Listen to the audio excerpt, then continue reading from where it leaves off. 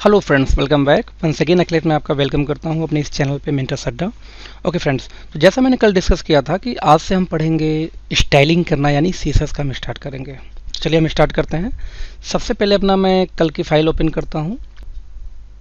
ये फाइल आपको याद होगा और इस फाइल के साथ में हम स्टार्ट करते हैं क्लोजिंग। इसको एक बार हम इसका विजुअल देखते हैं कि वेबसाइट पर कैसा दिखाई दे रहा है ये। तो याद होगा कल इस तरीके से हमारा जो इसके पिछले वाले वीडियो में दिखाया था कि किस तरह से मैंने इसमें इमेज टैग को यूज किया था। आज हम स्टाइलिंग करेंगे इस हेडिंग के ऊपर में और इमेज के ऊपर में। ओके, चलिए स्टार्ट करते हैं। तो स्टाइलिंग को देने के लिए तीन तरीके होते हैं। एक होता है इनलाइन स्टाइलिंग, मीन्स जिस लाइन में आपको ये लिखा है या आप कोई भी टैग लिखते हैं उसी लाइन के अंदर में ही आगे स्टाइल लिख करके टैग लिख सकते हैं। सेकंड तरीका ये है कि हम हेड टैग के अंदर लिखें, और थर्ड तरीका ये है कि हम एक अलग से फाइल बनाने डॉट सी एस एस, जैसे dot H T M L है तो डॉट सी एस एस नाम से हम एक फ़ाइल बना लें और उस फाइल के अंदर लिखें। बाद में एक लाइन होता है लिंक टैग, हम उसको टैग कर देंगे, अटैच कर देंगे किसी भी डॉक्यूमेंट के अंदर में। तो हम स्टार्ट करते हैं हेड के अंदर से। तो स्टाइल देने के लिए हम अगेन ओपन करते हैं STYLE स्टाइल, इसको हम क्लोज करते हैं। यदि आपको नॉलेज ना हो, यदि आप पहली बार ये वीडियो देख रहे हैं तो मेरा पहला 2 वीडियो आप देख लीजिए इसके पहले का, आपको समझ में आ जाएगा कि कैसे हम ओपन और क्लोजिंग टैग लिखते हैं। ओके, स्टाइल लिखने के बाद में मैं हेडिंग 1 में पहले स्टाइल लिखने जा रहा हूँ। तो मैंने लिखा है H1। आप ध्यान दीजिएगा, जैसे HTML में हम कैसे लिखते हैं, हमेशा इक्वल टू, मतलब जो हमारा कमांड होता है उसको लिखने के बाद में इक्वल टू डबल कोट्स के अंदर में हम कोई भी वैल्यू हम देते हैं, राइट। जैसे हाइट के बाद इक्वल टू डबल कोट्स के अंदर 700 पिक्सल हमने दिया था तो उसका 700 पिक्सल हाइट या विड्थ हो गया था ऑटोमेटिक मेरे फोटोग्राफ्स का। तो यहाँ पे हम इसके लिए करते हैं, हम इसको यूज करते हैं ये सिंबल जिसको हम बोलते हैं ब्रेसेस, जिसको कैरली ब्रेसेस या हिंदी में लाइक महिला ब्रैकेट भी आप बोल सकते हैं, बोलते हैं ऑब्वियसली। तो इसको हम थोड़ा सा ध्यान दीजिए कि H1 के लिए जो भी मैं वैल्यूज़ लिखनी है, एट्रीब्यूट्स लिखने हैं, हम इस दोनों यानी कि ओपन ब्रेसेस और क्लोज ब्रेसेस के अंदर में ही लिखनी है। जैसे यहाँ पे हमारा था ओपन टैग और क्लोज टैग के अंदर। तो हम लिखते हैं, सबसे पहले मैं लिखता हूँ यहाँ पे जो भी हमें देना है स्टाइल फॉर स्टाइलिंग, मीन्स क्या हुआ, जो भी हमें अप्लाई करानी हो उस टैग के ऊपर। तो मुझे H1 पे सबसे पहला फॉन्ट साइज, अब देखिए मैंने फॉन्ट साइज लिखा, ऑटोमेटिक इससे क्या क्या और लिख सकते हैं, ऑटोमेटिक आ गया, राइट। मैंने फॉन्ट साइज पे एंटर मारा। ध्यान दीजिए, जिसकी वैल्यू लिखनी है उसके बाद में एक कोलन देना होता है, कोलन के बाद में उसकी वैल्यू मैंने लिखा 35 पिक्सल कर दो, जो H1 फॉन्ट है। इसके बाद में हम इसको ब्रेक करते हैं किससे, सेमी कोलन से, राइट। सेमी कोलन के बाद मैंने लिखा है इसको, मान लो आपकी, इसको मैं करके थोड़ा देखता हूँ पहले। कंट्रोल S से मैंने इसको सेव किया। मैं ब्राउजर में जाकर इसको रिफ्रेश करता हूँ विंडो को, तो अब देखिए थोड़ा सा बड़ा हो गया।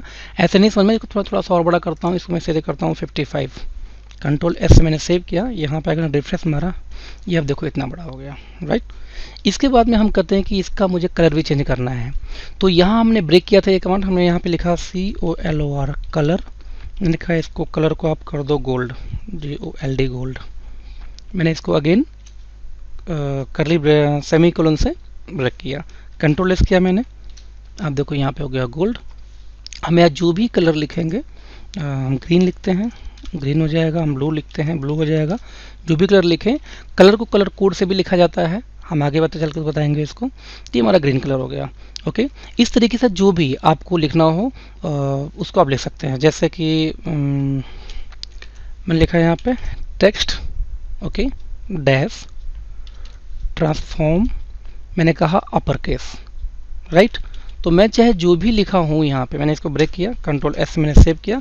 मैंने यहाँ देखिए आपको यहाँ पे स्मॉल लेटर कैपिटल सब लिखा है, मैंने यहाँ कंट्रोल R रिफ्रेश किया, ऑटोमेटिक सारा अपर केस में हो गया। ओके, तो मुझे एक बार में चेंज भी नहीं करना पड़ा, सारा कुछ हो गया, ठीक है। इस तरीके से यदि मान लो मुझे अब इमेज की स्टाइलिंग देनी तो मैं क्या करूँगा, मेरा यहाँ पर खत्म। अच्छा ध्यान दो आप, जरूरी नहीं कि ये एक लाइन में हो, ये जहाँ पे ये जैसे मान लीजिए मैंने यहाँ फॉन्ट सही लिखा, मैंने इसको ब्रेक करके नीचे लाया, राइट। लिखने में थोड़ा, देखने में खूबसूरत तो ऐसे ही लगेगा। सेकंड मैंने क्या लिखा था, ग्रीन कलर के बाद मैंने ट्रेस ट्रांसफॉर्मेशन दी थी, उसको मैं नीचे लाया, ठीक है। खाली स्पेस को मैं बंद कर देता हूँ, वैसे आप रखें बंद करने पर कोई फ़र्क नहीं पड़ता। हम देते हैं इमेज के लिए अपने, हमने लिखा है यहाँ पे कि जो हमारा IMG है, मतलब मीन्स इमेज है, इमेज को मैंने यहाँ पे ओपन किया करली ब्रेस, और मैंने यहाँ पे करली ब्रेस बंद किया, एंटर मार के इन दोनों बीच में जो वैल्यू लिखनी है तो हम यहाँ पे लिखना स्टार्ट करते हैं। ओके, तो मैंने लिखा लाइक ये इमेज है, ये इमेज का विड्थ हम यहाँ से भी दे सकते हैं। मैंने कहा कि इसका जो विड्थ होगा, विड्थ आप इसका कर दो 500 पिक्सल, ब्रेक, ठीक है। हाइट को हम छोड़ देते हैं, ऑटोमेटिक एडजस्ट कर लेगा। इसके बाद में हम यहाँ पे करते हैं एक बॉर्डर देते हैं अपने इमेज को। हमें बॉर्डर हमने दिया। बॉर्डर में जब हम बॉर्डर देते हैं इसकी वैल्यू पर लिखनी होती है बॉर्डर देने के बाद में कि कितने पिक्सल, कितना मोटा बॉर्डर होगा। मैंने लिखा एक एग्जांपल के रूप में यहाँ पे 5 पिक्सल, 5 पिक्सल स्पेस सॉलिड में लिख रहा हूँ, आगे भी बताऊंगा सॉलिड के अलावा और क्या लिख सकते हैं। इसके बाद मैंने यहाँ पे दिया कलर, उसका क्या कलर दे सकते हैं, मीन्स सबसे पहले आपने दिया कि बॉर्डर की मोटाई कितनी होगी। सेकंड हमने दिया कि बॉर्डर का टाइप, तरीका कैसा होगा, कई तरीके का होता है, पहले सॉलिड में लिख के दिखाता हूँ आपको।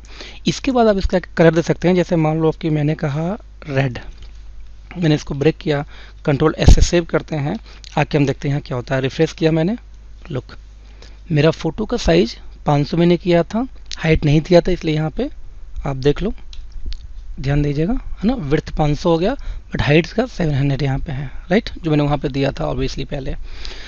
इसके बाद में एक रेड कलर का ये बॉर्डर हो गया। एक बार मैं इसको और चेंज करता हूँ, इसका हाइट भी हम सेट करते हैं यहाँ पे HEI। ओके, आप कहीं भी सेट करते हैं, जरूरी नहीं कि नीचे है, कोई भी वैल्यू ऊपर नीचे भी आप सेट कर सकते हैं। मैंने इसको अगेन 500 पिक्सल दिया।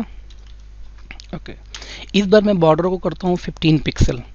आप वहाँ पे चेंजिंग यानी मोटा और मोटा, लाइक यहाँ पे ये देखो आप बॉर्डर का ये है, मैंने कंट्रोल R से रिफ्रेश किया इसको, ये देखो आप कितना मोटा बॉर्डर हो गया, क्योंकि मैंने यहाँ पे हाइट भी सेट की थी इसलिए हाइट भी थोड़ा छोटा हो गया। ओके, इसके बाद में जो बॉर्डर है, बॉर्डर मैंने आपको बताया था कि सॉलिड के अलावा और कई तरीके से लिख सकते हैं। तो सबसे पहले हम देखते हैं सॉलिड के अलावा इसमें क्या होता है। एक होता है dashed, DASHED dashed. Control S हमने सेव किया, रिफ्रेश मारते हैं, ये देखो आप जैसे डैश डैश होता है, डैश, इसको थोड़ा सा गंदा लग रहा है, थोड़ा पतला करते हैं तो अच्छा लगेगा। 5 पिक्सल कुछ बेटर है, हमें और अच्छा लगना है, हम इसको कतलो करते हैं 2 पिक्सल। लुक, थोड़ा लुक अच्छा लग रहा है उसका। इसके बाद में डैश्ड के अलावा हम इसमें कर सकते हैं डबल, DOUBLE। डबल मीन्स जो आपने बॉर्डर लिखा था वही बॉर्डर डबल रह जाएगा। अभी छोटा तो नज़र नहीं आ रहा, मैं इसको अगेन थोड़ा सा बड़ा करता हूँ, 12 पिक्सल। 12 पिक्सल के बाद में रिफ्रेश करता हूँ, ये देखिए जो सिंगल सॉलिड में एक सिंगल लाइन था वो यहाँ पे डबल हो गया, डबल बॉर्डर हो गया। ठीक है, इस तरीके से कई सारे इसमें ऑप्शन आते हैं, डबल है, डैश्ड है, सिंगल है ना। इसके अलावा आपका यहाँ पे डॉटेड है, आपने डबल क्लिक किया यहाँ पे DOTTED डॉटेड किया, कंट्रोल S से सेव करते हैं, रिफ्रेश, लुक ये डॉट्स आ गए। यदि इसको भी मैं छोटा कर दूँ, थोड़ा सा 2 पिक्सल कर दूँ, थोड़ा खूबसूरत लगेगा देखने में। लुक हियर, एक डॉटेड सी लाइन आपके इमेज के चारों तरफ ये बन गई। अब आपका कहना ये है कि लेकिन मैं ये स्टाइल को क्यों यूज करूँ जब मैं यहीं डायरेक्ट लिख सकता था। पहली बात क्या, आपको पूरी फ्रीडम यहाँ पे नहीं मिलती है। बहुत सारे टैग्स ऐसे, बॉर्डर हो गया, बहुत सारे ऐसे टैग्स है जो स्टाइल CSS में ही हम लिख सकते हैं CSS के थ्रू। बट उसका मेन हमें बेनिफिट क्या होता है, मान लो कि मुझे यहाँ पे एक इमेज टैग और देना है, चलो मैं एक इमेज टैग और देता हूँ यहाँ पे, सेम मैं यहाँ पे कॉपी करता हूँ। ओके, सेम कॉपी करने के बाद में मैंने यहाँ पे अगेन पेस्ट किया, बस मैं इमेज का नाम चेंज कर देता हूँ। एक और इमेज उठा लेते हैं, मैं अपना फोल्डर खोलता हूँ, कोई भी फोल्डर मैंने यहाँ पे ओपन किया, मैं अपना दूसरा फोटो लेके चलता हूँ, फॉर एग्जांपल चलो ये सर फोटो हो गया।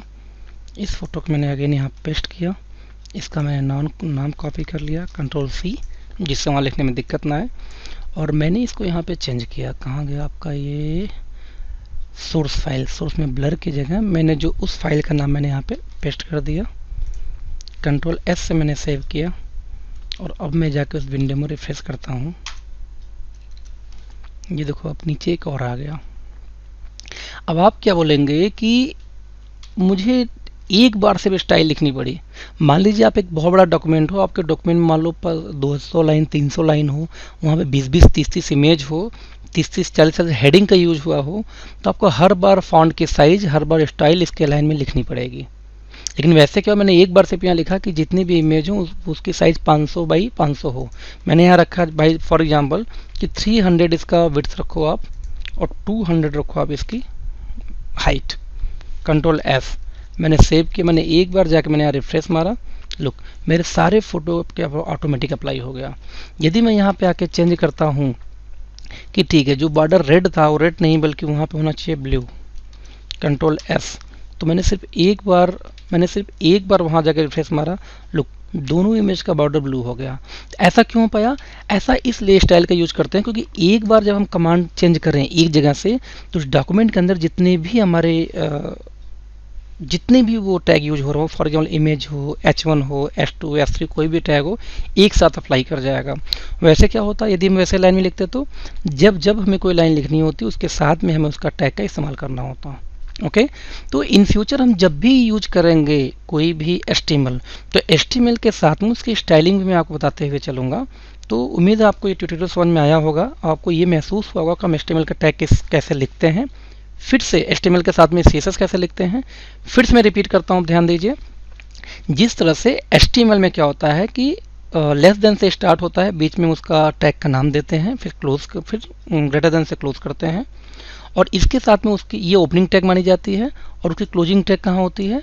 जब ओपनिंग टैग के साथ में सेम वही लिखते हैं लेकिन एक फॉरवर्ड स्लैश के साथ तो क्लोजिंग होती है। यहाँ पे क्या होता है, यहाँ पे पहले स्टाइल हमने लिखा स्टाइल टैग की वजह से। यहाँ पे क्या होता है कि जब भी हम कोई टैग लिखते हैं, जैसे यहाँ पे हमने सेंटर लिखा था, तो यहाँ पे ये H1 हमने लिखा, तो यहाँ पे ओपनिंग के लिए less than greater than use होता है। यहाँ पे ब्रेसेस यूज होते हैं। आपने यहाँ पे करली ब्रेसेस को यूज किया, आपने यहाँ पे यहाँ पे ओपन किया और यहाँ क्लोज किया। अब इसके बीच में जो लिखना है वो माना जाएगा H1 पे अप्लाई करने के लिए या इस टैग पे अप्लाई करने के लिए, राइट। तो मैंने जो दिया, और साथ में जैसे हमारे यहाँ HTML में हम लिखते तो कैसे, किसी भी कमांड या किसी भी टैग को लिखने के बाद में इक्वल टू डबल कोट के अंदर में उसकी वैल्यू, यहाँ पे क्या होता है कोलन लिखने के बाद उसकी वैल्यू जो भी इसके साथ में करना है, like font size value, colour value, text transform value, ठीक है। अपर केस हो गया, अंडरलाइन हो गया, स्टिक, बहुत कुछ सारे कमांड्स हैं, वो आप चेकआउट कर सकते हैं नेट पे सर्च करके, या मैं बताऊंगा भी आगे आपको स्टाइलिंग के बारे में और ज़्यादा।